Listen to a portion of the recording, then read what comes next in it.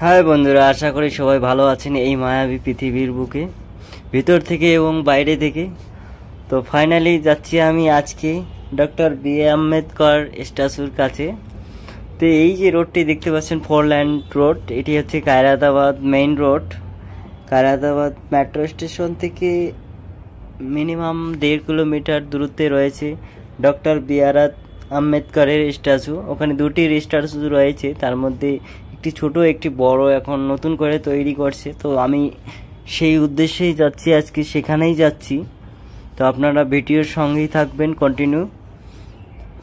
আপনাদেরকে দেখানোর চেষ্টা করতেছি একটু বাইরের দৃশ্যটা, অপরূপ দৃশ্য, প্রকৃতির কি না মায়া, কি না রূপ, একবার না দেখলে বুঝতে পারবেন না। তো চারিদিকটা কি সুন্দর, সবুজ গাছপালা রয়েছে রাস্তার দু সাইডে। বেসিক্যালি শহরে গাছপালা একটু কমই দেখতে পাওয়া যায়, তো এই মেইন রোডে দেখতেছি অনেক গাছপালা রয়েছে। তো ফাইনালি আমি স্ট্যাচুর কাছে চলে আসছি, ডক্টর বি.আর. আম্বেদকর। এই যে দেখতে পাচ্ছেন, এটি একটি হচ্ছে শপিং মল প্রসাদ। এটি হচ্ছে একটি শপিং মল, এখানে থিয়েটার, বিভিন্ন রকম জিনিস রয়েছে, আপনারা চাইলে এখানেও শপিং করতে পারেন। তো এটা এসে স্ট্যাচুর পাশেই শপিং মলটা রয়েছে। তো আজকে আমি এখানেই আসছি এখন ডক্টর বি.আর. আম্বেদকরের স্ট্যাচুর কাছেই। তো দেখতেই পাচ্ছেন আপনারা, এখানে অনেকেই আসে দেশ বিদেশ থেকে। এই ডক্টর বি.আর. আম্বেদকরের জন্ম হয়েছিল 14 এপ্রিল 1891 সালে মধ্যপ্রদেশের ইন্দোর জেলার মৌ গ্রামে, একটি গ্রামে। এবং তার বাবার নাম ছিলেন রামজি সাকপাল এবং মায়ের নাম ছিল ভীমাবাই।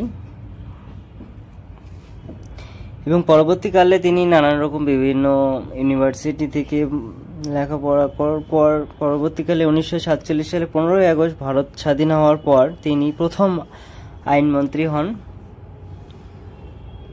এবং তার পরবর্তী সময়ে তিনি ভারতবর্ষের জন্য নতুন আইন রচনা করেন। 1950 সালে 26শে জানুয়ারি ভারতের সংবিধান হিসাবে সারা দেশে ঘোষণা করা হয় সেটি।